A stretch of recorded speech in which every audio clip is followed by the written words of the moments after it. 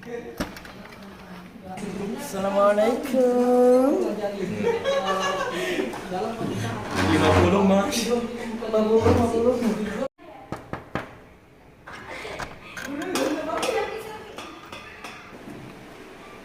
Assalamualaikum warahmatullahi wabarakatuh. Waalaikumsalam warahmatullahi wabarakatuh.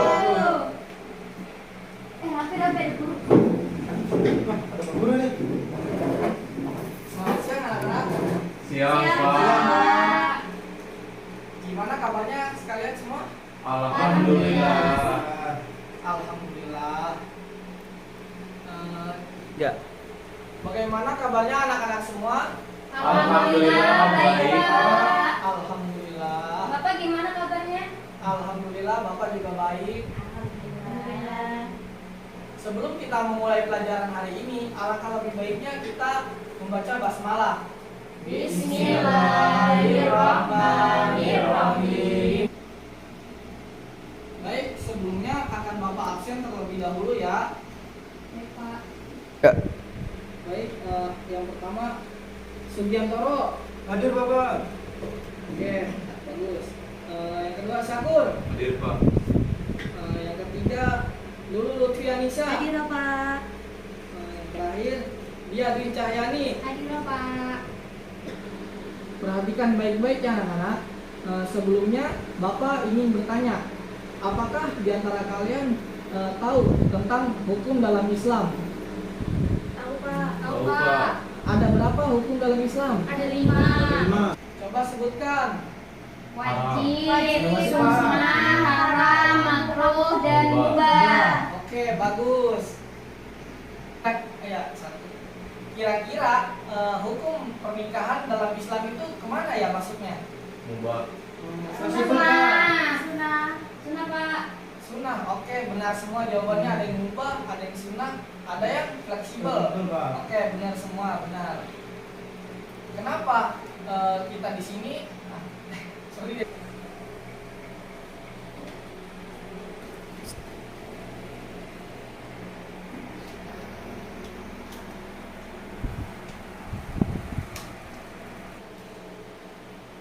Baik, tadi udah ada yang menjawab fleksibel, sunnah, mubah. Untuk menjawab pertanyaan ini, kali ini kita akan membahas tentang hukum dalam pernikahan dalam Islam. Namun sebelum kita mempelajari hukum pernikahan dalam Islam, kita mesti tahu nih apa manfaatnya dan tujuan dari mempelajari hukum pernikahan dalam Islam. Dengan mengetahui hukum pernikahan dalam Islam, kita bisa tahu seperti apa kondisi kita, apakah kita termasuk orang yang diwajibkan untuk melakukan pernikahan atau tidak. Sebab sifat manusia itu mudah dikendalikan oleh nafsu. Maaf. Sebab nafsu manusia sangat sulit untuk dikendalikan. Jikalau tidak dapat menahan nafsunya, maka diwajibkan atas kalian untuk menikah. Dengan demikian, kita menikah supaya terhindar dari sifat dan nafsu kebidatangan, sehingga memiliki kemampuan untuk membangun peradaban yang penuh dengan kedamaian, ketentraman, dan kesejahteraan.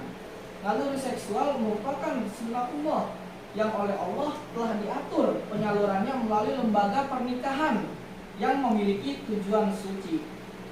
Baik, kali ini kita akan langsung saja kita membahas tentang hukum pernikahan dalam Islam. Baik, selanjutnya kita akan membahas tentang hukum pernikahan dalam Islam. Next, chapternya Bang. Iya maksudnya ada di sana. Maksudnya enggak. Ya. Nikah, apa sih itu nikah? Nikah berasal dari bahasa Arab yang artinya nikahun, yang merupakan masdar dari kata kerja nakaha yang artinya berkumpul atau bersetubuh. Pernikahan adalah suatu akad yang menghalalkan pergaulan antara seorang laki-laki dengan seorang perempuan yang bukan mahramnya, sehingga melahirkan hak dan kewajiban keduanya dengan cara lafaz ijab qabul. Adapun pernikahan dalam Undang-Undang Dasar Perkawinan nomor 1 tahun 1974. Perkawinan ialah ikatan lahir batin antara seorang pria dengan seorang wanita sebagai suami istri dengan tujuan untuk membentuk keluarga yang bahagia, kekal, mencerdaskan atas ketuhanan yang Maha Esa. Selanjutnya adalah hukum menikah dalam Islam. Sebagai agama fitrah, Islam mengatur tata hubungan antara sesama umatnya, termasuk hubungan dengan sesamanya yang terikat dalam ikatan perkawinan atau pernikahan. Pernikahan adalah salah satu karunia dari Allah Subhanahu wa taala yang agung. Islam menganjurkan kepada manusia untuk menikah karena pernikahan ini mempunyai pengaruh yang baik bagi yang melaksanakannya. Pernikahan merupakan media terbaik untuk menyalurkan hasrat biologis dengan jalan yang sehat dan sah, serta sesuai dengan tuntunan syara. Selain itu, supaya membuat jiwa kita lebih tenang dan terpelihara dari melihat sesuatu yang haram. 3. Untuk menjawab pertanyaannya tadi, kita bakal masuk ke materi tentang hukum pernikahan. Yang pertama, hukum pernikahan itu adalah mubah. Kenapa mubah? Hukum ini berlaku bagi seseorang yang tidak terdesak oleh alasan yang diwajibkan nikah atau mengharamkannya.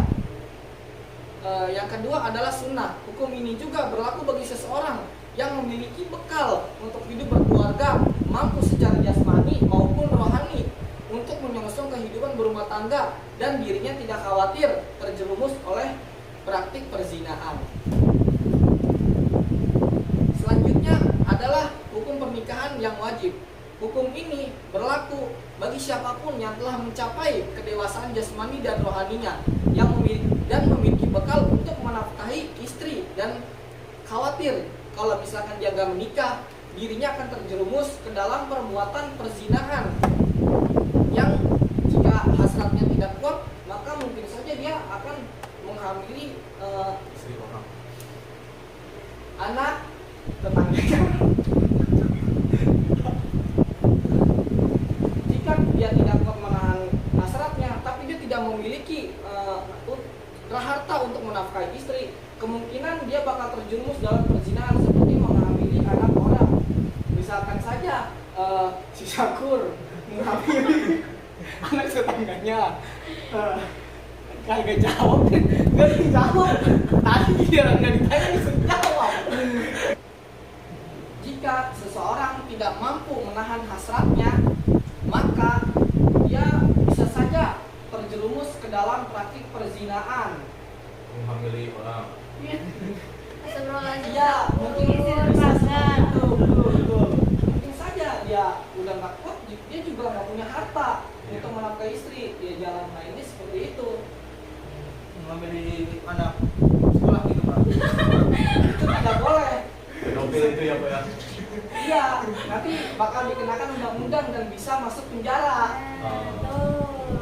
Ya, seperti itu. Yang keempat adalah makruh. Hukum pernikahan ini berlaku bagi seseorang yang belum mempunyai bekal untuk menafkahi keluarganya. Walaupun dirinya telah siap secara fisik untuk menyongsong kehidupan berumah tangga, namun ia tidak khawatir terjerumus ke dalam praktik perzinahan. Kenapa? Karena dia di sini tadi kita udah lihat, dia walaupun gak punya bekal, dirinya siap secara fisik, secara mental untuk menafkahi istrinya. Selanjutnya adalah yang haram. Hukum ini berlaku bagi seseorang yang memiliki tujuan untuk menyakiti, mempermainkan serta memeras hartanya. Yang kelima adalah haram. Hukum ini berlaku bagi seseorang yang menikah dengan tujuan menyakiti, mempermainkan serta memeras hartanya. Berarti Pak, kalau seumpama ada seseorang ini dia belum siap jasmani dan rohaninya, dia hanya siap nafsu doang, itu juga bakal hukum pernikahan itu akan menjadi haram atau gimana Bapak? Seperti yang kita ketahui, yang keempat, hukum ini berlaku bagi seorang yang belum mempunyai bekal, tapi dia sudah siap secara fisik, secara lahir batinnya, dia udah siap, tapi cuman belum bekal, jadi jatuhnya makruh ini, jatuhnya makruh. Ya seperti itu kira-kira. Oh, situ ya. Nah, di antara yang lain Apa udah paham semua? Mungkin kalau yang harap itu yang ketika mungkin dia ada masa lalu atau dendam dengan orang lain ya, sehingga Iya. dia menikah akhirnya dia menyakiti istrinya, mungkin kayak gitu bisa. Ya betul, itu bisa juga itu. Ya, maka haram hukumnya melakukan pernikahan dengan niat seperti itu. Yang lain udah pada paham? Paham Pak. Paham, Pak. Atau ada yang ditanyakan? Atau ada yang kurang jelas? Cukup Pak. Cukup Pak. Oke, baik. Kalau misalkan gak ada yang nanya, biar Bapak yang nanya. Oke, kalau tidak ada yang bertanya, Bapak yang sendiri akan bertanya kepada kalian. Nah, pertanyaannya adalah, perhatikan baik-baik nih. Pada niat yang lain nih. Ayo perhatikan baik-baik. Baik, Pak. Baik, Bapak Baik, akan Pak. bertanya. Menurut kalian, kenapa banyak muda-mudi yang ingin menikah dini dan apa alasannya? Dan bagaimana hukum yang tepat untuk kejadian ini? Bagaimana? Saya Pak, Oke, hukumnya apa? menjadi wajib karena mungkin ya, Ya. menurut saya mungkin sudah tidak bisa menahan hawa nafsunya. Jadi mau Ya. nggak mau ya udah harus nikah gitu. Ya, oke, bagus jawabannya. Mantap. Oke. Bagaimana Pak dengan kejadian yang di berita itu di sekolah Ponorogo sama Indramayu itu, kan banyak yang di bawah umur tapi sudah menikah. Gimana ya? Mungkin dari pola pikir mereka aja sih. Karena kebanyakan dari mereka itu sekolah itu menurut mereka nggak penting. Karena daripada sekolah buang-buang duit, mereka akhirnya lebih memilih menikah. Itu mungkin salah satu penyebabnya. Tapi yang namanya nikah di bawah umur juga ya nggak baik. Karena kan dalam sains dijelaskan kalau menikah yang paling bagus itu pada umur 17, 18 dan seterusnya. Kalau untuk wanita kan nggak boleh terlalu tua untuk menikah. Maksimal paling 35 atau 30 tahun. Kalau laki mau sampai kakek-kakek juga masih bisa dia. Masih kuat ya Pak ya? Iya, masih kuat. Tapi Pak kalau dia jodohnya di umur 40 gimana Pak? Perempuannya itu. Ya nggak apa-apa, itu kan sudah kehendak Allah Subhanahu wa taala.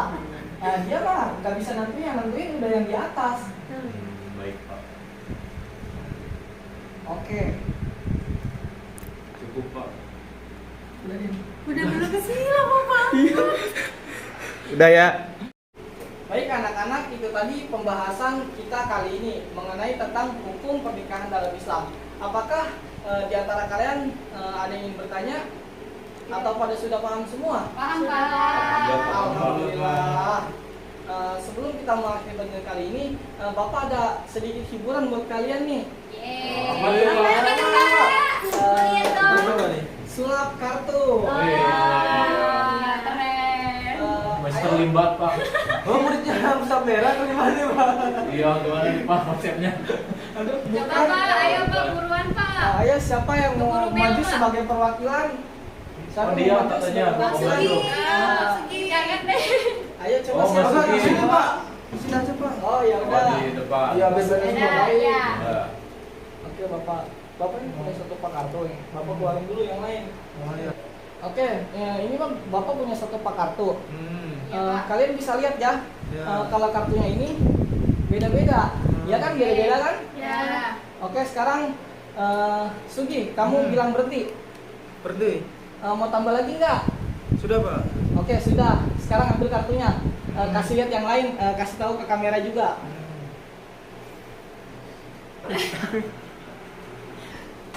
Satu, dua, tiga. Oke, Bapak bakal ambil kartu kamu. Ini kartu kamu bukan? Bukan. Bukan. Bukan. Bukan? Oke. Bukan, Pak. Ini kan tadi Bapak ambil kartu pertama.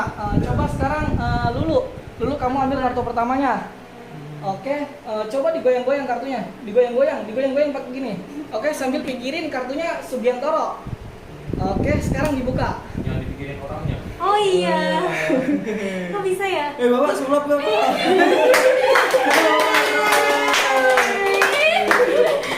Bapak lagi, Bapak sekali lagi. Bapak Oke, kasih Lupa, apa? lupa.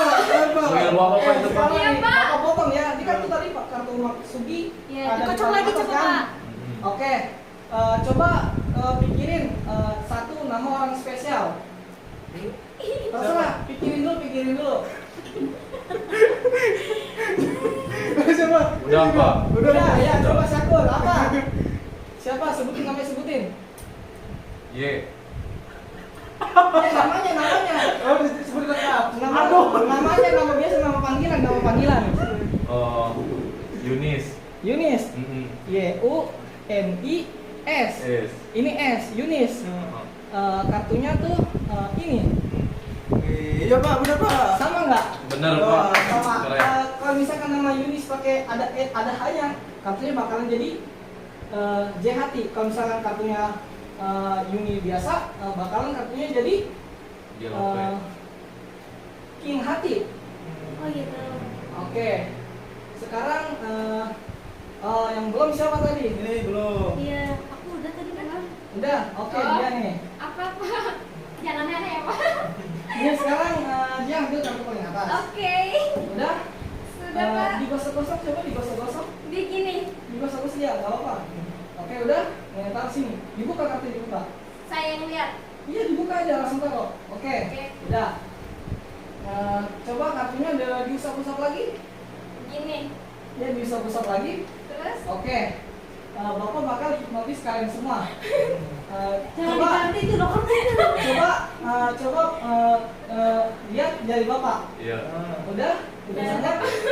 Dalam hitungan Saya ketiga kalian semua akan terhipnotis. 1, 2, 3. Oke. Udah ya. Kita bakal ngasih tahu lagi nih Bapak. Cocok ya tadi. Kalau kartunya itu beda-beda. Oke, beda-beda ya. ya. Misalkan Bapak bikin begini, kartunya bakal jadi Loh. Sama semua. Sama semua. Wih.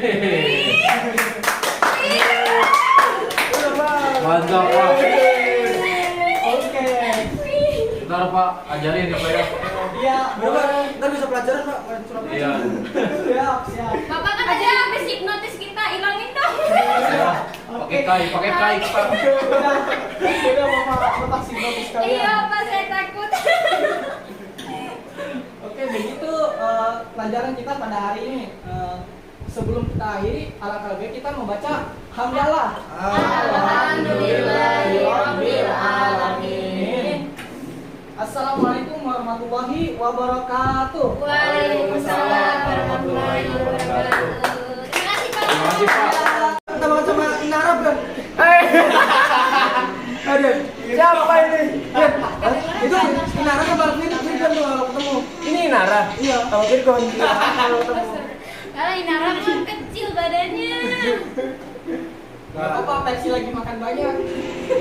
Nah ini tukang sunat itu. Entar dulu dong, kan gak spesial lagi. Kulit dompet. Ada duitnya nggak? Tukang sunat. Tutup dulu ya. Tutup dulu. Lo pakai ini dia. Ya. Iya. 3, 2, 1. Bensin dulu. Oke. Ini lagi di video nih. Oh, lagi video ini. Iya. Mana videonya? Start dong. Ih, nanti aja.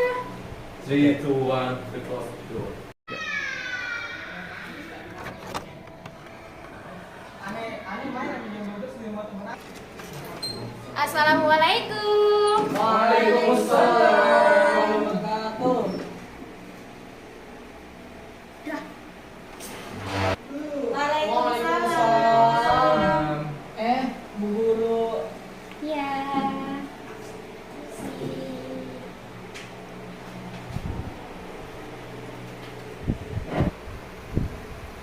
Baik, misalkan buka ya. Assalamualaikum warahmatullahi wabarakatuh. Waalaikumsalam warahmatullahi wabarakatuh. Ya, perhatikan baik-baik.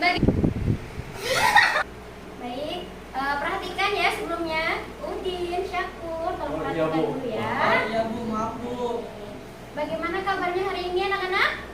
Alhamdulillah, baik, Bu. Ibu sendiri kabarnya gimana? Alhamdulillah, Ibu baik. Tadi Miss ya?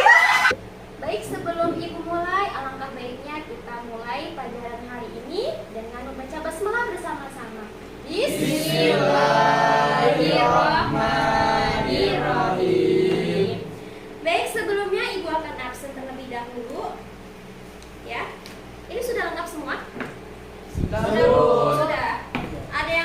sore atau ada yang masih kantin? Ini semuanya sudah lengkap semua? Sudah, Bu. Ada yang masih di luar? Tidak ada. Tidak ada, ada, Bu. Bu. Nggak ada. Benar. Ya. Bener, Bu. Oke. Sudah komplit, Bu. Ibu akan absen terlebih dahulu siapa yang nggak masuk hari ini. Oke, yang pertama Sugiantoro. Hadir Bu. Oke.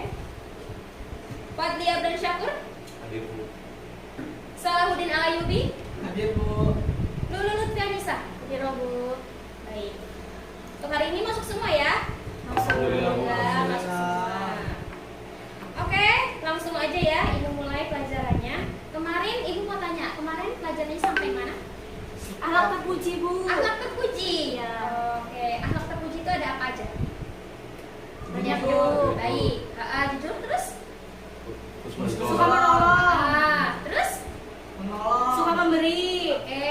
Memaafkan. Ya, intinya yang sikapnya terpuji, melakukan hal-hal yang baik ya. Oke. Langsung sekarang dibuka bukunya masing-masing. Buka. Bu. Sekarang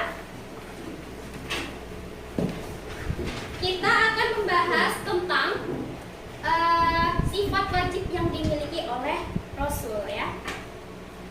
Kira-kira ada yang tahu sifat-sifat yang wajib dimiliki oleh Rasul itu apa? Kira-kira? Saya, Bu. Iya, apa aja? Sidik, Ya. amanah, Oke. tablik, Heeh. patona. Pinter, good. Beri aplaus. Yeay. Oke, yang pertama tadi apa? Yang pertama Sidik, Bu. sidik. Yang kedua apa? Amanah, Bu. Amanah.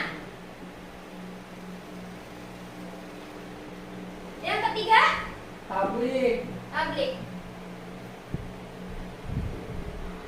Yang keempat patona. patona. Oke, sekarang Ibu mau tanya dari sifat-sifat wajib Rasul ini ada 4. Kira-kira ada yang mau maju ke depan untuk mengartikan? Saya, Bu. Oke, silakan Salahuddin untuk maju. Oke. Oke, Sidik. Artinya Benar. benar, Bu. Amanah dapat dipercaya. Oke.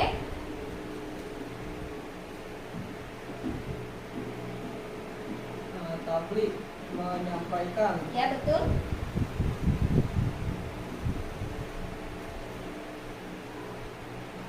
Patona itu cerdas, Bu. Cerdas, betul. Oke, terima kasih ya. Oke, terima kasih kepada Udin yang udah menjawab pertanyaan ini dan maju ke depan ya tadi ya. Iya, Sekaligus. Oke, ini adalah sifat wajib Rasul yang harus kita ketahui dan ini pastinya dimiliki oleh Rasul. Oke, sekarang kan ada sidik, amanah, tabligh dan patona. Kira-kira sidik lawan katanya apa? Ada yang tahu? Sidik. Iya, sidik apa? Bohong, Bu. Iya, bohong. Untuk bahasa ininya apa? Berzizik. Betul. Izbu, lebih tepatnya ya. Oh, Izbu itu bohong. Bohong. Gak mungkin kan Rasul punya sifat bohong? Ya, gak mungkin. Terus amanah dapat dipercaya. Berarti apa? Kira-kira? Khianat. Gak mungkin kan Rasul khianat? Mungkin nggak? Nggak mungkin, Nggak Bu. mungkin. Oke, pinter. Yang ketiga tablik. Tablik apa? Menyampaikan. Iya. Terus lawan katanya? Kitman. Ya, kitman. Apa? Kitman. Enggak. Bukan. Lebih kurang tepat. Meneruskan. Menyembunyikan. Menyembunyikan. Ini kan menyampaikan. Masa kalau misalkan Rasul dapat wahyu masa Nggak disampaikan. nggak disampaikan kan? Oh iya, Ya kan? betul. Oke. Kemudian terakhir fatona. Fatona itu cerdas. Kira-kira lawan katanya? Bodoh. Baladah Bodoh. Oke. Oke, paham ya sampai sekarang ya? Ya, Sampai Bu. pelajaran ini paham ya? Paham. Oke. Sudah dicatat? Sudah, Bu. Alhamdulillah, sudah. Nanti pokoknya setiap Ibu jelasin apa yang sudah dijelasin catat walaupun Ibu nggak bilang ya. Iya, Bu. Oke. Siap, Bu. Suatu saat nanti kalau kalian ulangan nanti bisa keluar. Oke? Oke, Bu. Siap, Bu. Oke. Siap, Bu. Tanpa Ibu suruh pun kalian sudah mencatat. Iya, Bu. Inisiatif. Oke, sekarang Ibu akan menayangkan sebuah video di mana video tersebut kalian lihat hikmah di balik penayangan video tersebut ada apa kira-kira. Itu masih berkaitan dengan pencerminan kehidupan sehari-hari kita, ya. Baik, Ibu akan setel, tonton baik-baik. Perhatikan baik-baik ya video ini ya. Ya Bu, ya Bu.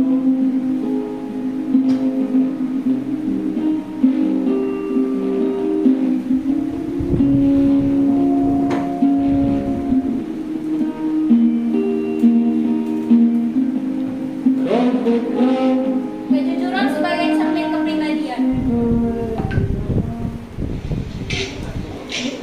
Astagfirullahaladzim. Jam segini. Udah keluar. Ya Allah, belum. Belum belum ya?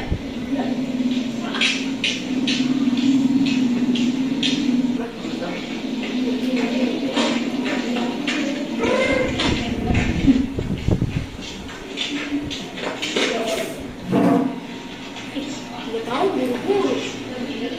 Maaf.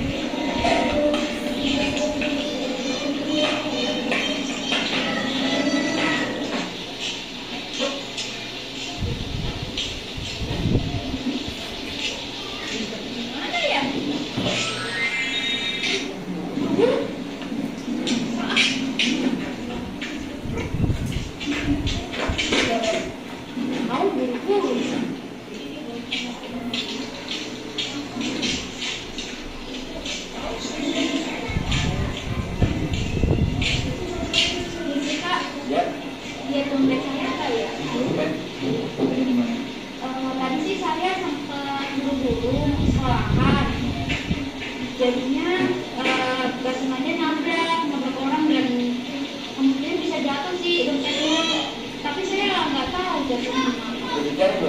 Udah sih, saya dari ujung jalan sana sampai sini nggak ada juga. Suara dompetnya apa? Suara dompetnya Iksan sama keabu-abuan gitu. Betul? Keabu-abuan. Bentar ya. Oh iya. Mbak, namanya siapa ya? Namanya dia Dwi Cahyani. Dia Dwi Cahyani.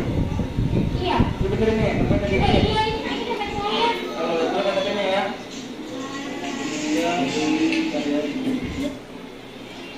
Nih, untuk kamu kan? Oh iya, makasih banyak ya Kak. Sekali ya, jangan telepon. Itu dompet banyak di sini tuh. Iya, isinya masih utuh juga. Makasih banyak ya, Kak. Semoga Kakak dan keluarga diberikan kesehatan selalu ya. Terima kasih Kakak, baik-baik sama saya sampai saya bisa mati dompetnya saya. Ini orang kan gak enak ya. Orang juga cariin, tapi ada yang lebih penting dari gua kan kartunya. Isinya sih ya nggak seberapa, cuma kan karena emang diajarinnya begitu dan dulu jujur di orang tuh. Iya Kak, betul. Dan kali hati-hati, dompet tuh sensitif. Ya. Iya Kak, makasih banyak ya.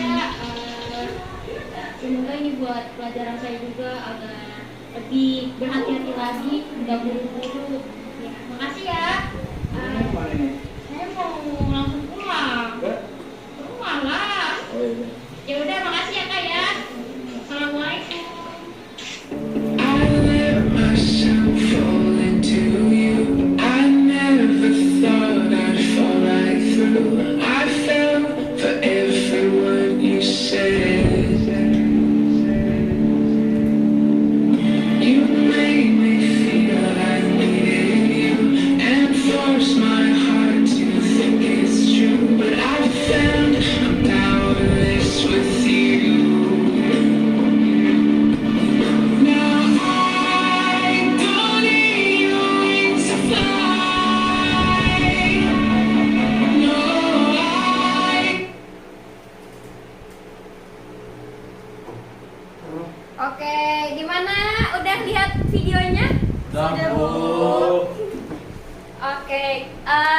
Kira-kira kalian dari tadi mencermati nggak? Apa ada yang ngomong sendiri, ngobrol sendiri, nggak memperhatikan?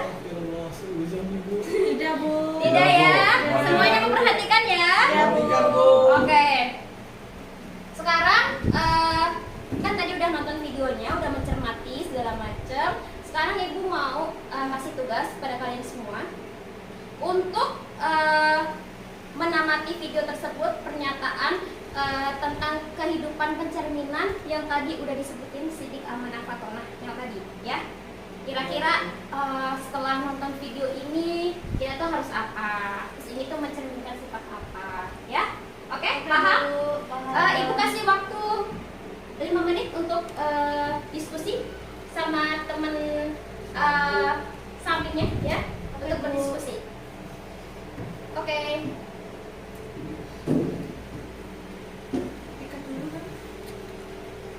Oke, anak-anak perhatikan semuanya. Sudah semua ya waktunya. Pastinya sudah menemukan jawabannya oleh masing-masing kelompok. Oke, setelah itu Ibu akan menunjuk setiap kelompoknya untuk menjelaskan tadi terkait video yang sudah ditayangkan tadi. Kira-kira mencerminkan apa, bagian video mana yang terletak sifat-sifat tersebut. Oke. Dari kelompoknya dulu. Ya, Bu. Ya, silakan. Tadi dalam video itu yang saya tangkap pada 4 ya, tapi Oke. saya mau yang 2. Ya. Yang pertama ada Sidik, Ya. yaitu jujur. Mm-mm. Nah, dalam video itu Oke. tadi yang berbaju biru itu dia jujur bahwa dia menemukan dompet yang bukan miliknya. Oke. Nah, kemudian yang kedua itu ada Amanah, dia dapat dipercaya. Jadi dia tidak mengambil dompetnya, kemudian mengambil uangnya, lalu membuang dompetnya tidak. Ya. Namun dia simpan sampai ada orang yang mencarinya kemudian dikasih. Oke, good, bagus sekali. Beri tepuk tangan. Untuk kelompok 1 mungkin ada yang menambahkan? Sugiantoro? Itu ada sifat amanah, Bu. Dia soalnya bukan miliknya terus dikembalikan. Tapi Oke. amanah. Terus ada sifat tadi tablik tadi, Bu. Menyampaikan. Iya. Ya, menyampaikan Bagian video mana menyampaikan? menyampaikan yang bagian video dia membawa dompetnya itu bukan Terus? dia akan diambil dari rumah yang dari awalnya dia nemu di jalan kan, Ya. terus disampaikan ke orang pemiliknya. Oke, beri tepuk tangan untuk kelompok 1. Oke, next lanjut ke. Tadi Fatonah, Bu, Oke, Fatonah. cerdas. Ah. Jadi dia bisa membedakan dompet tuh mau dibawa sama dia atau diambil mau diambil lagi, dibawa atau mau dikasihin gitu. Iya. Tapi dia dapat membedakan Baik mana dan yang buruk. baik dan mana yang buruknya, Pak. Nah, itu dia cerdas namanya. Jadi cerdas dia mengembalikan kepada orang yang Dari ulang lah. tepat. Oke, sudah cukup, Syakur segitu. Fatonah, Bu, soalnya dia cerdas, bisa membedakan mana yang baik dan buruk. Dia kan tadi nemu dompet tuh tidak dibawa lagi sama dia, melainkan dia dikembalikan kepada pemilik yang aslinya. Jadi dia dapat membedakan mana yang baik dan mana yang buruknya. Oke, Mungkin sudah. saudara Oh. Saudin dapat menambahkan. Boleh? Cukup, Bu. Cukup. Mungkin lebih dispesifikin lagi. Jadi mengevaluasi dari jawaban temannya semuanya kira-kira apa untuk dianalisis lagi. Menurut saya sih kalau Sidik benar ya itu karena dia punya perilaku jujur Ya. hubungan dengan Sidik. Kalau Oke. amanah dia dapat dipercaya, dia mengembalikan sesuatu yang bukan haknya. Kalau yang ketiga tablik, kenapa dia menyampaikan sesuatu yang menyampaikan kebenaran karena itu bukan milik dia, makanya dia memberitahu apabila ada yang mencari benda tersebut. Yang keempat cerdas, Fatonah. Kenapa dia cerdas? Karena dia bisa membedakan mana yang baik dan mana yang buruk, seperti itu, Bu. Oke, beri tepuk tangan semuanya. Yeay. Alhamdulillah keren semuanya. Keren semua ya. Anak-anak semuanya sudah bisa menjawab pertanyaan-pertanyaan dari Ibu semuanya. Oke, tadi kan mengaitkan video tersebut semuanya kan udah ada tuh sifat-sifatnya semuanya ya. Kira-kira kalau misalkan kita teliti lagi, kita telaah nih, bagian mana sih yang nggak ada dari sifat itu? Kira-kira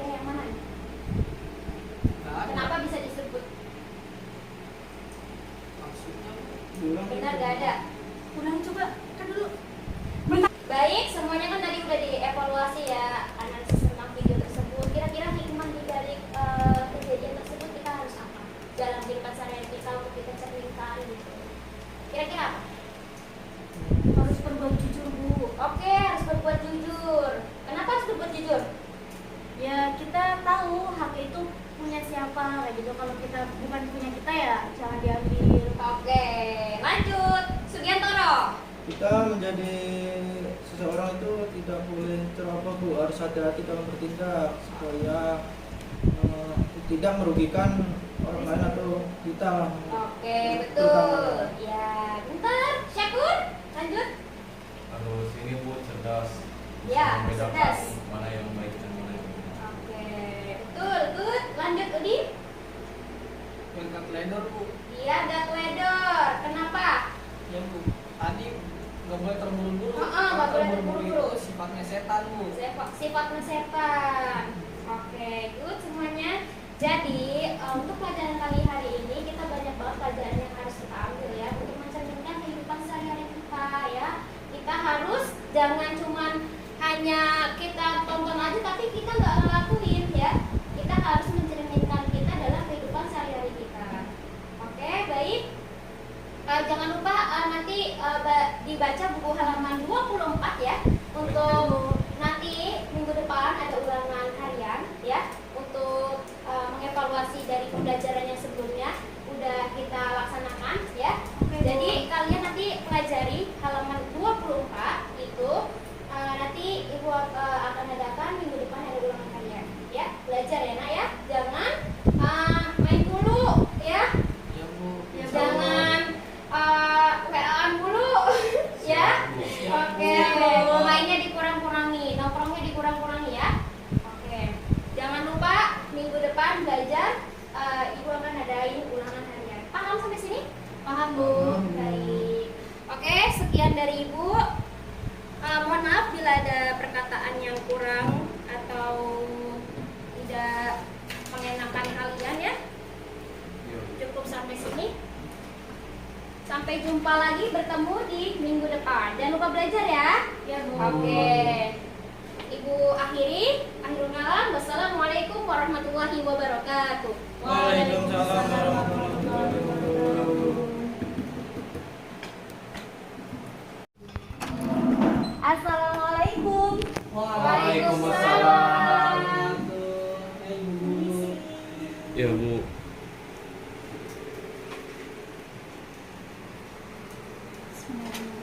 Assalamualaikum warahmatullahi wabarakatuh. Waalaikumsalam warahmatullahi wabarakatuh. Selamat pagi anak-anak. Pagi Bu. Pagi, Bu. Gimana kabarnya hari ini? Alhamdulillah. Sehat Ibu. Alhamdulillah. Sebelum kita mulai pelajaran, kita buka dulu dengan bacaan basmalah bersama-sama. Bismillahirrahmanirrahim. Oke anak-anak, semuanya perhatikan di sini. Sebelum kita mulai, Ibu absen dulu ya. Baik Bu. Barangkali ada yang tidak hadir. Sugiantoro, Ada di Bu. Fadli Abdan Syakur, Iya Bu. Dian Dwi Cahyani, Salahuddin Al-Ayubi. Hadir Bu. Oke, hadir semua ya. Bu. Baik, sudah siap mulai pelajaran hari ini? Siap Bu. Oke, good. Sebelum masuk pelajaran, Ibu mau tanya dulu nih, masih ada yang ingat nggak? Minggu kemarin kita bahas apa? Jinayat. Bukan. Ayo, ada yang ingat? Salahuddin? Tawadu. Bukan. Itu kitabullah. Oke, Oh, kitabullah. Minggu kemarin kita membahas kitabullah. Ada yang tahu jumlah kitab-kitab Allah itu ada berapa? Saya Bu. Oke, silakan sebutkan. Ada 4 Bu. Oke, apa aja? Taurat, Oke, Taurat, Zabur, Zabur, Injil, Injil, Al-Quran. Al-Quran. Oke, good. Kitab Allah ada 4. Siapa yang tahu kitab Zabur itu diturunkan pada siapa? Pada Nabi siapa? Zabur Bu. Ya, kitab Daud. Zabur Nabi Daud. Oke, good. Terus kitab Taurat Nabi siapa? Nabi Musa. Nabi Musa Bu. Oke, good. Kemudian kitab Injil kepada siapa? Abang Nabi Isa. Nabi Isa. Isa.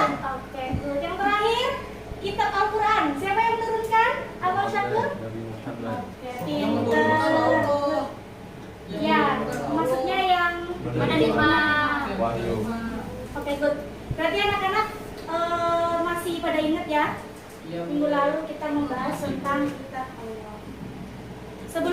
Ibu melanjutkan materi pada hari ini, Ibu mau tanya dulu nih, tadi pagi siapa yang sholat subuh baca Al-Quran? Ayo, siapa? Saya Bu. Oke, good. Baca Al-Quran berapa? Jus 3 Bu. Oh, 3 juz, Masya Allah. Masya Allah. Perhatikan ya, kalau dia baca Al-Quran nggak habis sholat subuh tadi? Kebetulan saya lagi nggak sholat Ibu. Oh gitu ya, nggak apa-apa. Lagi Besok, berhalangan. oke, nggak apa-apa. Besok kalau habis sholat, usahakan baca Al-Quran ya, Ya, walaupun Ibu. satu Insya ayat. Allah. Oke. Selanjutnya, kita akan membahas pelajaran tentang. Oke, kita lanjutkan ya materi pada pagi hari ini. Teman-teman lihat di papan tulis ya. Kita akan membahas tentang menapaki kehidupan yang benar bersama Al-Quran. Apa anak-anak? Menapaki kehidupan yang benar bersama Al-Quran. Kira-kira tujuannya apa sih kita belajar berkehidupan yang benar menurut Al-Quran? Ada yang tahu nggak? Ada yang tahu? Bang Salahuddin? Supaya tidak tersesat. Supaya tidak tersesat di jalan setan Bu. Oke, betul. Jadi tujuan kita mempelajari menapaki kehidupan yang benar bersama Al-Quran adalah yang pertama, kita kan umat Islam ya. Umat Islam itu pedomannya apa sih? Al-Quran. Al-Quran. Umat Islam adalah pedomannya Al-Quran. Oke. Nah, tujuannya apa kita menapaki kehidupan yang benar supaya kita tidak terjerumus pada hal-hal yang menyesatkan. Jadi kita tahu mana perbuatan yang baik dan mana perbuatan yang buruk. Oke? Bisa dipahami? Bisa Bu. Oke, sip. Sudah. Kemudian selanjutnya, tujuan menjadikan Al-Quran sebagai pedoman hidup kita yaitu memberikan petunjuk kepada manusia untuk membedakan mana yang benar dan mana yang buruk. Bayangkan saja, kalau kita tidak berpegang teguh pada Al-Quran, kita tidak tahu dong mana hal yang baik dan mana yang buruk. Begitu ya. Ya Bu. Coba anak-anak perhatikan ilustrasi yang ada di papan tulis. Ini ada 2 gambar. Tadi ini ada 2 gambar. Ini yang pertama, kemudian ini yang kedua. Dari 2 gambar ini bisa disimpulkan bahwa kenapa sih hidup kita harus berpegang teguh pada Al-Quran. Kira-kira anak-anak bisa mendefinisikan nggak gambar ini itu lagi ngapain?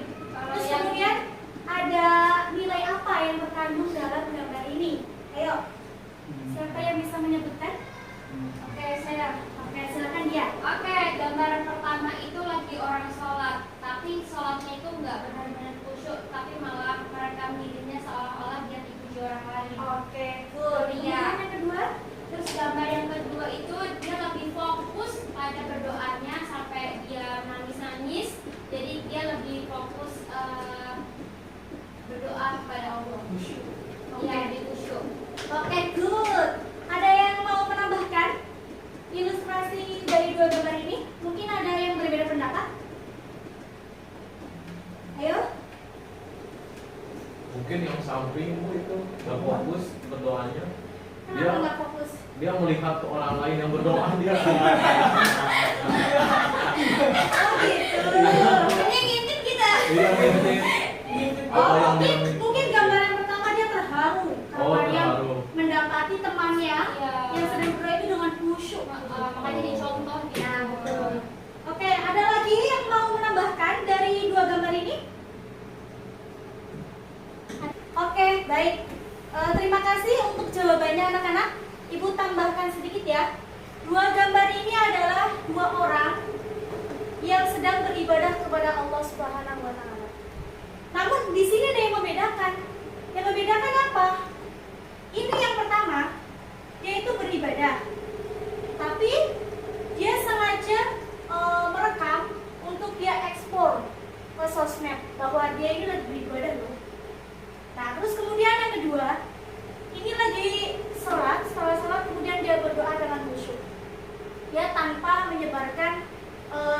nyatanya di dalam sosmed. Nah, dapat disimpulkan bahwa gambar yang pertama ini memang baik, yang kedua baik juga. Dua gambar ini sama-sama baik, tapi yang membedakan yaitu kalau gambar yang pertama ini bersifat ria. Kemudian gambar yang kedua dia berdoa menyerahkan semuanya kepada Allah tanpa ada iming-iming untuk orang lain tahu apa yang sedang dia lakukan. Dalam kata lain, dia ini ikhlas. Ya. Gambar yang kedua ikhlas, kemudian gambar yang pertama ini ria. Nah, dari gambar dua ini dapat kita simpulkan bahwa kenapa di dalam kehidupan kita itu harus berpegang teguh kepada Al-Quran, yaitu agar kita sepenuhnya kita pasrahkan kepada Allah dan kita berusaha di jalan yang benar tanpa ada keinginan kita nampak baik di depan orang lain, kita memperlihatkan kebaikan kita kepada orang lain. Oke, good. Kemudian yang kedua, perhatikan gambar di bawah ini, ada dua. Teman-teman ada yang bisa mendeskripsikan? Bertoleransi. Ada yang bisa mendeskripsikan?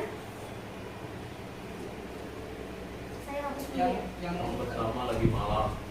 Yang pertama lagi ngapain? Boleh. berantem itu. Malak itu Berselisih. Yang pertama lagi berselisih. Yang pertama lagi ngapain? Ayo. Berselisih, Bu. Berselisih. Yang kedua berdamai. Lu yang ambil duit gua kan? Katanya lu yang ambil duit gua kan? Satu. Iya. Berselisih. Kemudian yang kedua Berdamai. Tentram. berdamai. Iya, saling memaafkan.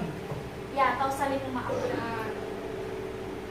Kan siapa tahu dia tuh lagi Memaafkan. Kenapa kok orang ini berselisih? Kira-kira kenapa? Tidak adil mungkin. Tidak adil kepada siapa? Ya antara dua itu. Ya mungkin ada sesuatu yang menyebabkan dia marah sehingga dia jadi berantem Oke, gitu. kita contohkan ya. Contohnya nih, ada Abang Salahuddin. Dia terpilih menjadi ketua kelas. Gede. Nah, sedangkan Abang Syakur itu iri sama Bang Salahuddin. Kenapa sih kok Bang Salahuddin yang dipilih jadi ketua? Padahal kan aku yang rajin, aku yang berangkat lebih awal. Kira-kira kalau Abang Syakur kayak gitu, rasanya dendam nggak sih sama Bang Salahuddin? Sedikit sih. Oh sedikit, Iya. tapi dendam ya. Iya. Kenapa sih kok bukan aku aja gitu pasti kan? Nah, inilah tabiat manusia ya sesungguhnya. Betul. Dia tidak merasa puas. Dia iri terhadap orang lain, padahal itu memang sudah jatahnya Bang Salahuddin.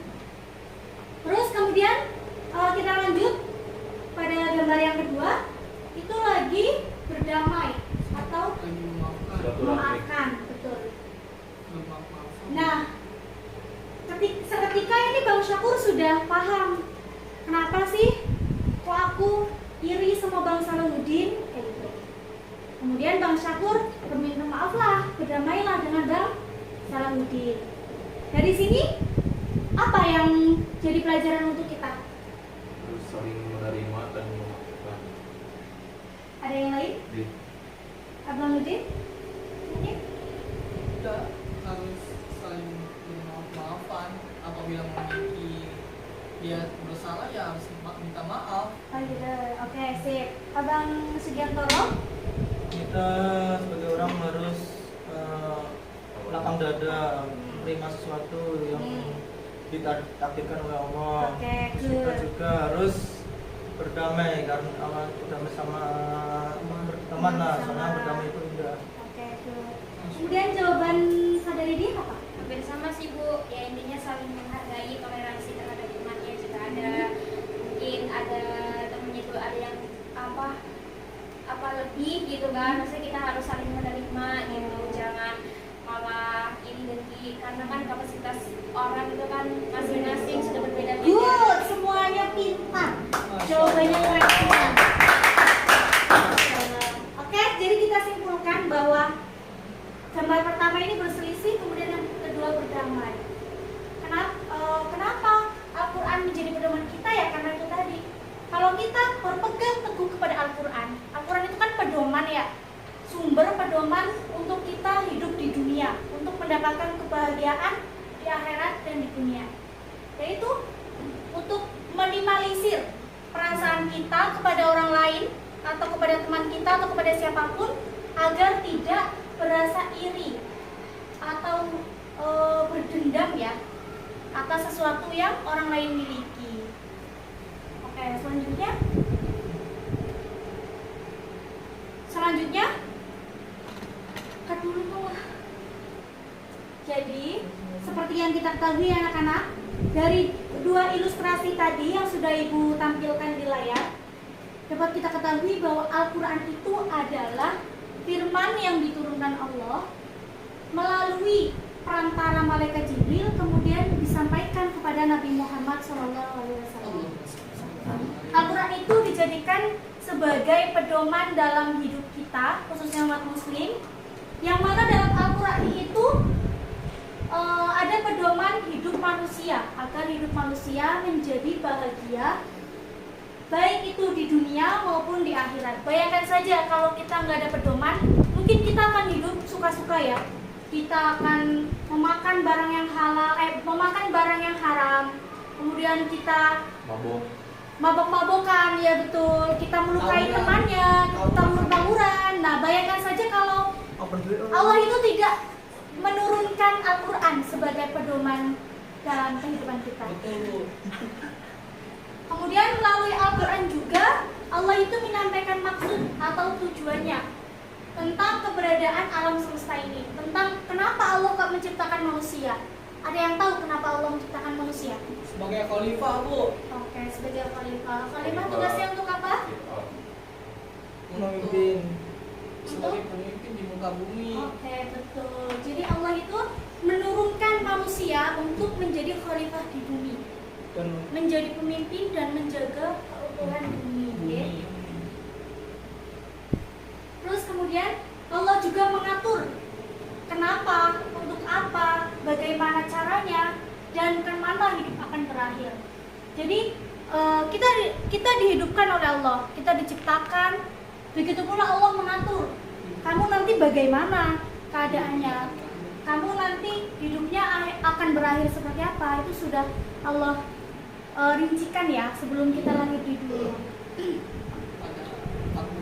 Kemudian Allah juga kenapa menurunkan Nabi Muhammad? Karena Allah ingin Nabi Muhammad itu menjadi suri tauladan. Betul. Apa itu suri tauladan? Suatu hasanah. Sesuatu hasanah apa itu sesuatu hasanah? Iya, suri tauladan. Sesuatu hasanah adalah contoh yang baik. contoh yang baik. Kenapa Allah menurunkan Nabi Muhammad? Yaitu karena Allah ingin Nabi Muhammad itu menjadi objek atau menjadi contoh untuk kita umatnya, untuk berlaku baik setiap harinya ya, berlaku lebih baik setiap harinya, dan menjadi barometer untuk menjalani kehidupan yang benar sesuai dengan Al-Quran dan As-Sunnah. Sampai di sini ada yang mau ditanyakan anak-anak? Cukup, Bu. Sudah cukup? Iya, Bu. Baik, kalau sudah cukup, Ibu akhiri pertemuan hari ini. Kita bertemu pada minggu depan. Siapkan Mental. apa nak? Siapkan materi ya, siapkan materi. Minggu depan kita akan ulas pelajaran hari ini dan kita akan mengadakan ulangan harian ya. Yang tadi Ibu jelaskan. Ibu tugasku banyak banget Ibu, ulangannya Semangat anak-anak. Aduh. Oke, bisa dipahami ya. Baik, Bu. Minggu depan kita ulangan. Silakan siapkan alat tulis, kemudian siapkan belajar. Siapkan otak kita. Iya, siapkan belajar agar besok dapat nilai yang memuaskan. Amin. Oke? Ibu akhiri, mohon maaf apabila ada kesalahan. Wallahul muwaffiq ila aqwamit thoriq.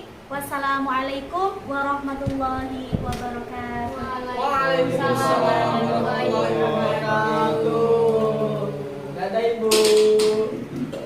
Hati-hati Bu.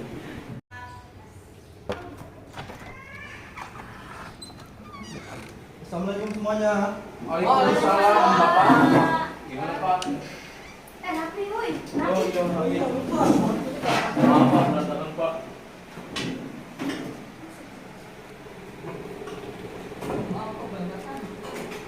Tadi habis konter selalu dia. Assalamualaikum warahmatullahi wabarakatuh. Waalaikumsalam warahmatullahi wabarakatuh. Gimana kabar anak-anak semua? Alhamdulillah Baik, Pak. Baik, Pak. Oke. Alhamdulillah baik semua ya. Sehat. Iya Pak. Sehat Pak, alhamdulillah.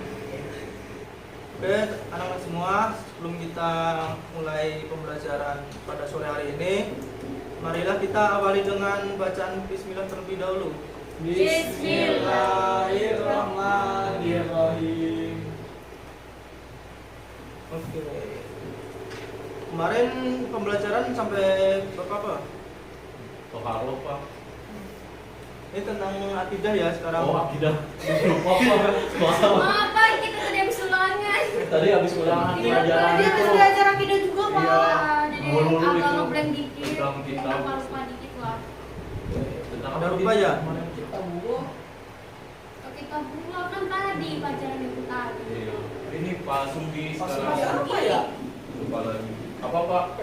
Lupa lagi, Kan Pak. kemarin kan bahas tentang itu, kita mengimanin apa sifat-sifat Nabi. Oh. Oh. Iya iya. Iya. Pak. Maaf Pak. Jadi selanjutnya kita akan mempelajari tentang bahas sifat-sifat Allah. Oke, langsung saja ya pembelajaran hari ini. Iya Pak, silakan Pak. Pembelajaran hari ini yaitu tentang sifat-sifat wajib Allah. Mesti seperti dulu. Jadi anak semua, kita hari ini akan mempelajari yaitu tentang sifat-sifat wajib Allah. Iya Pak. Sifat-sifat wajib Allah. Sifat wajib bagi Allah adalah suatu sifat yang harus ada pada Allah Subhanahu wa taala. Oleh karena itu, zat Allah berbeda dengan makhluknya. Maka sifat-sifat yang dimilikinya pun tentu tidak sama dengan sifat makhluk yang diciptakannya. Jadi, sifat wajib Allah itu sifat yang wajib dimiliki oleh Allah. Jadi, yang tidak dimiliki oleh makhluknya yang diciptakan. Dan sifat wajib Allah itu ada 20 sifat.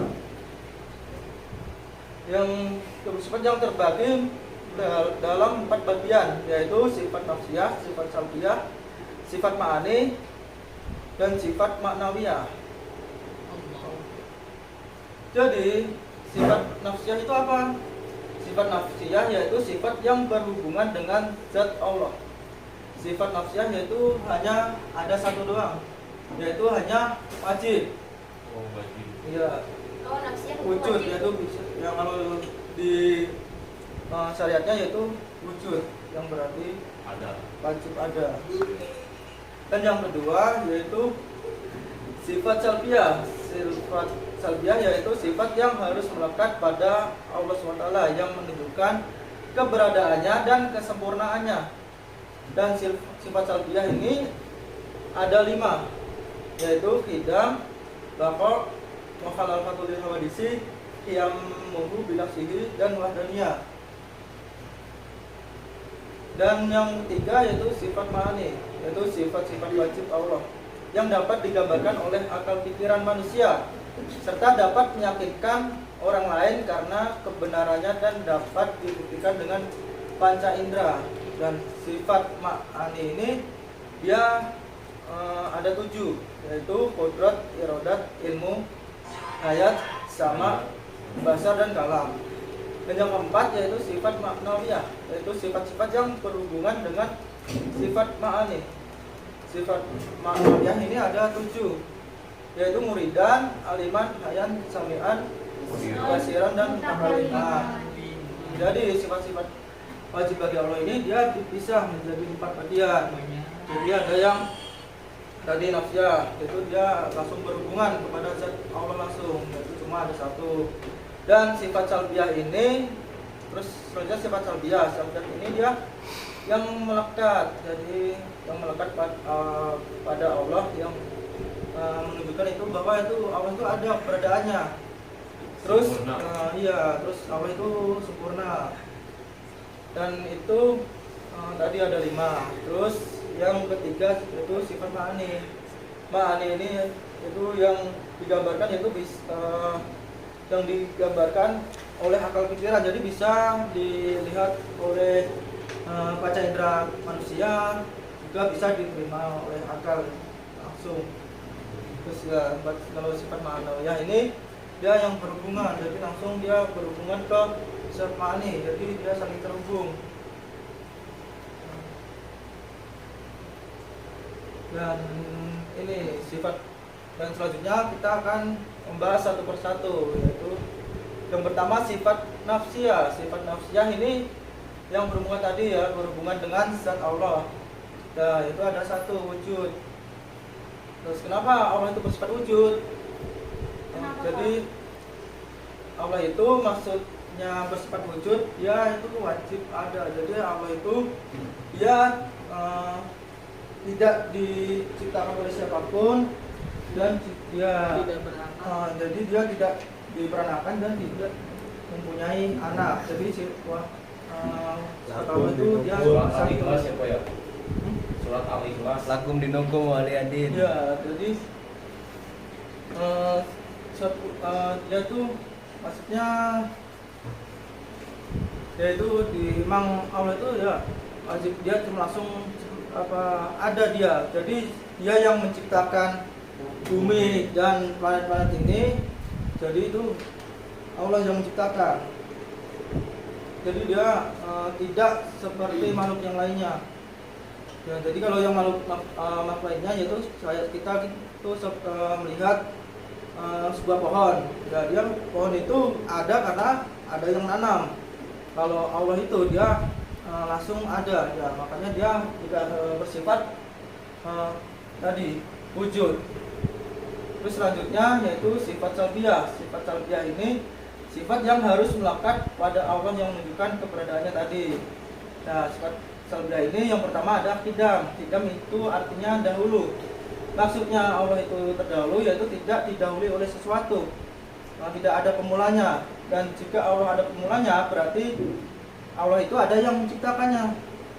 Nah, Allah itu bila ada yang menciptakan, berarti Allah itu bersifat kudus. Seperti kudus itu yaitu dia baru sama dengan terus sama dengan makhluk yang lainnya.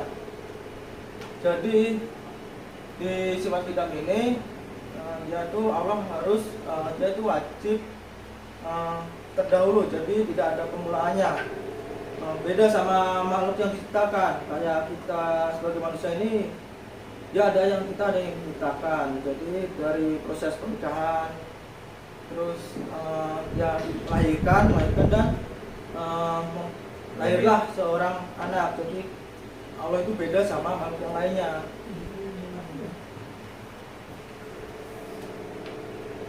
Terus selanjutnya ada sifat baqo.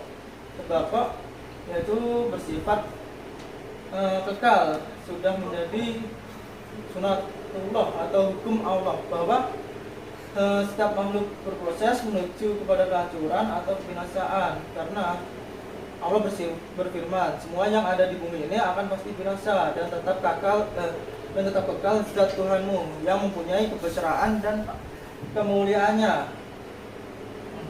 Jadi yang dimaksud ini baqo, jadi Allah itu kekal, jadi dia tidak akan hancur walaupun sudah kiamat. Beda sama makhluk yang lainnya yang pasti akan hancur. Ada masanya lah. Ibaratnya walaupun kayak barang sebagus apapun pasti akan hancur juga.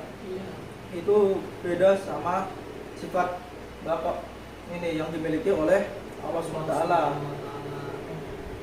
Dan selanjutnya yaitu yang keempat ada mukhalafatul hawadisi, yaitu berbeda dengan makhluknya, karena banyak sudah hasil karya yang diciptakan oleh manusia itu pasti bakal beda sama penciptanya. Nah, Allah itu juga bersifat beda dari makhluknya. Dan selanjutnya yaitu ada yang muhu binafsihi. Jadi Allah ini bersifat yang muhu binafsihi, artinya berdiri sendiri. Maksudnya Allah ini tidak membutuhkan bantuan siapapun. Jadi dia bisa melakukan sendiri tanpa ada bantuan. Beda sama manusia. Kalau manusia kan kita tidak bisa hidup sendirian. Kita pasti akan membutuhkan orang lain. Nah, karena itu manusia ini disebut makhluk sosial, yaitu makhluk yang saling membutuhkan. Itu kalau Allah ini dia berdiri sendiri, makanya dia mempunyai sifat yaitu yang binafsihi. Terus selanjutnya ada wadaniyah. Wadaniyah itu bersifat wadaniyah, artinya Allah itu Maha Esa, mustahil lah Allah itu bersifat ta'adud. Artinya itu berbilang, tidak ada dua, karena di dunia ini tidak ada Tuhan yang selain Allah. Karena sebab itu jika ada Tuhan selain Allah pasti itu tidak bisa disebut sebagai Tuhan. Karena kalau Tuhan itu ada dua di alam semesta ini, maka akan berselisih pemahaman, maka dunia ini akan hancur. Maka Sesat ya Pak? akan juga menjadi menyesatkan juga. Karena itu Allah diwajibkan mempunyai sifat wahdaniyah. Terus selanjutnya yaitu sifat ma'ani. Sifat ma'ani yaitu sifat wajib Allah yang dapat digambarkan oleh akal pikiran manusia yang tadi kan, yang dapat untuk meyakinkan orang lain. Terus sifat ma'ani ini ada sifat mutlak, yaitu kuasa, karena di yang maha kuasa ya. Iya, di dunia ini dia sebagai penguasanya yaitu Allah. Jadi nggak ada lain yang berkuasa selain Allah. Walaupun dia berkuasa pasti akan sementara. Dia akan terbatas penguasaannya. Hanya sebagian doang. Kalau Allah akan dia berkuasa seluruh alam yang diciptakan di dunia ini Selamanya gitu ya. Selamanya Pak. Terus selanjutnya ada irodat, yaitu berkehendak. Allah SWT itu bersifat irodat, artinya yaitu berkehendak, yaitu bebas untuk menentukan kehendak dan kemauannya. Siapapun yang dikehendaki oleh Allah ini, dia akan terjadi, kayak tentang kematian lah. Walaupun dia jatuh dari lantai 5 atau lantai berapa 10, Pak, kalau Allah 10. belum berkehendak 12. meninggal, maka tidak akan meninggal. Itulah kelebihan Allah. Ya. Nah, seperti berita-berita yang ada di TV, Spot. ya di televisi, Ya. di spot itu. Di YouTube Pak. Ya, Ya. itu kan ada sebagian Ya. yang di cuplikan-cuplikan itu ada tentang kecelakaan, ada tentang musibah. Kalau ibarat tadi secara logika, orang yang jatuh itu dan di lantai 5 akan meninggal. Tapi kalau Allah belum berkehendak untuk meninggal, maka dia bakal tetap hidup. Terus selanjutnya itu mengetahui. Jadi Allah ini bersifat ilmu, yaitu mengetahui segala sesuatu yang baik tampak maupun yang tidak tampak.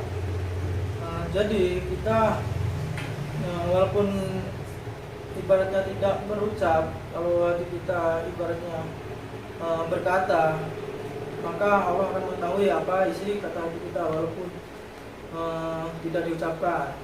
Dan Allah itu juga mengetahui itu walaupun dia sekecil apapun bentuk barang atau kayak bentuk seorang untuk hewan sebut aja, dan dari jarak beberapa kilo atau berapa meter aja seorang manusia bahkan tidak akan melihatnya, tapi apa itu akan mengetahui juga.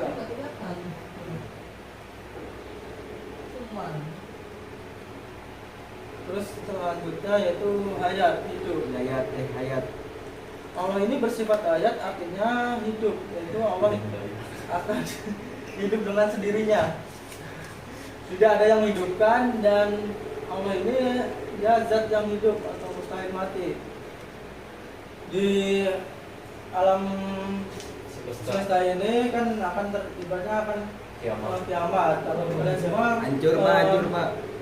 akan percaya gak akan terjadinya kiamat di alam semesta ini? Percaya. Percaya, Kak. Kalau semuanya akan hancur juga percaya nggak? Percaya.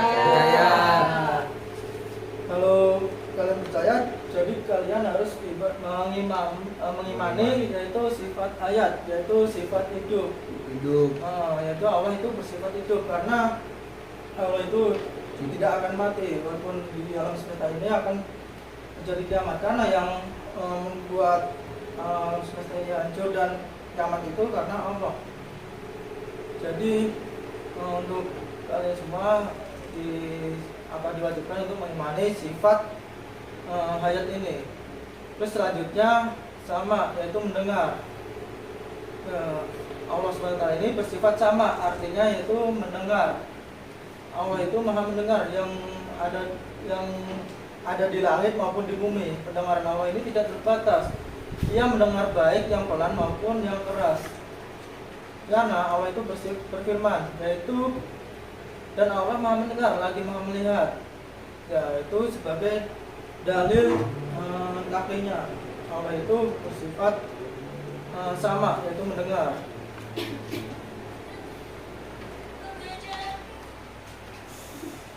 Yaitu selanjutnya ada basar, yaitu melihat. Allah SWT ini bersifat melihat, yaitu penglihatan Allah ini mencakup seluruh hal yang terlihat di semua penjuru langit dan di bumi. Karena Allah SWT ini melihat segala sesuatu yang baik yang telah atau sedang maupun yang akan terjadi. Penglihatan Allah ini tidak terbatas dan tidak dibatasi oleh alat dan waktu. Semua makhluk Allah dan benda yang ada di alam ini tidak lepas dari penglihatan. Walaupun kita bersembunyi di manapun, itu Allah itu melihatnya, karena Allah ini mempunyai sifat kuasa. Ya. Terus selanjutnya yaitu kalam. Berfirman. Allah SWT ini bersifat kalam, artinya berfirman atau berbicara. Firman Allah SWT berbeda dengan kata-kata makhluk yang diciptakan. Allah berkomunikasi pada siapapun yang dikehendakinya. Allah berkomunikasi, bahasanya itu juga kalamullah, yaitu melalui berfirman atau kalam. Karena firman Allah ini tersusun dengan rapi dalam kitab suci dan diturunkan kepada rasul-rasulnya. Yaitu bukti sebagai dalil naklinya Allah itu bersifat kalam. Kalian semua tahu nggak ibaratnya di kisah-kisah Nabi yang Allah itu melihatkan sifat kalam. Nabi Musa berbicara langsung. Siapa yang tahu nih? Nabi Yunus. Kisah Nabi yang Allah itu memperlihatkan sifat kalamnya. Kalam. Nabi Daud Pak. Nabi Musa berbicara langsung, juga berfirman. Al-Quran juga sih. Nah, jadi siapa yang tahu? Sakur? Ada. Nabi Musa Pak, Ya. waktu itu, Waktu apa? waktu di Bukit Tur. Ya, benar. Ya, jadi Nabi Musa itu dia bisa berbicara dengan Allah. Jadi dia dikehendaki oleh Allah SWT, dia bisa berbicara dengan Allah, tapi cuma dia tidak langsung berbicaranya, tapi Terhalang oleh hijab. melalui firman Allah. Ya, Dan di sini juga ada dalil nafinya juga. Jadi dalil nafinya yaitu kami telah mengutus rasul-rasul yang sungguh telah kami kisahkan tentang mereka kepadamu dahulu, dan rasul-rasul yang tidak kami kisahkan tentang mereka kepadamu, dan Allah telah berbicara kepada Musa dengan langsung.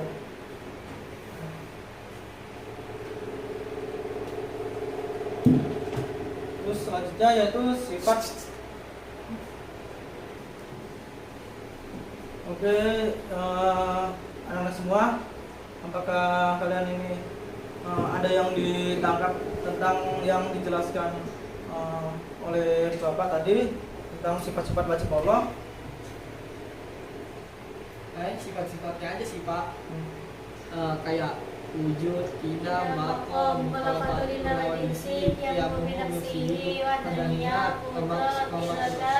ilmu hayat sama basar kalam kediran muridan aliman hayat sabilan basiran aliman.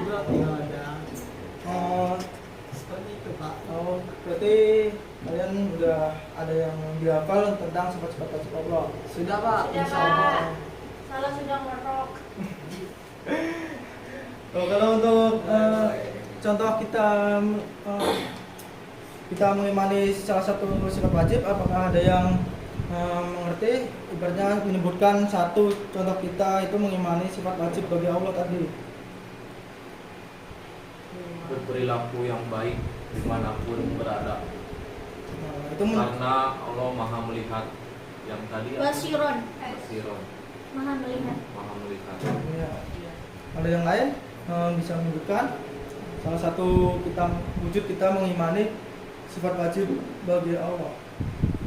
Kita nggak bisa kabur daripada kewajiban-kewajiban yang telah diberikan kepada kita, karena Allah bersifat aliman, maha mengetahui. Lalu ada yang lain? Aku Pak. Ya, apa lu? Sejauh kita pergi tetap aja Allah Allah tahu apa ya, Allah tahu mendengar kita gitu, baik dalam hati maupun apapun yang kita ucapkan. Walaupun kita bersembunyi di dalam gua, tetap aja Allah maha sami'an dan mendengarkan. Maha mendengar. Ada yang lain lagi? Pak, wujud. Ya, wujud apa? Contohnya? Kita meyakini bahwa Allah itu ada, berada di mana. Maksudnya kita meyakini bahwa Tuhan itu ada. Oke, berarti kalian semua sudah memahami materi-materi yang tadi kita bahas, yaitu sifat-sifat wajib Allah.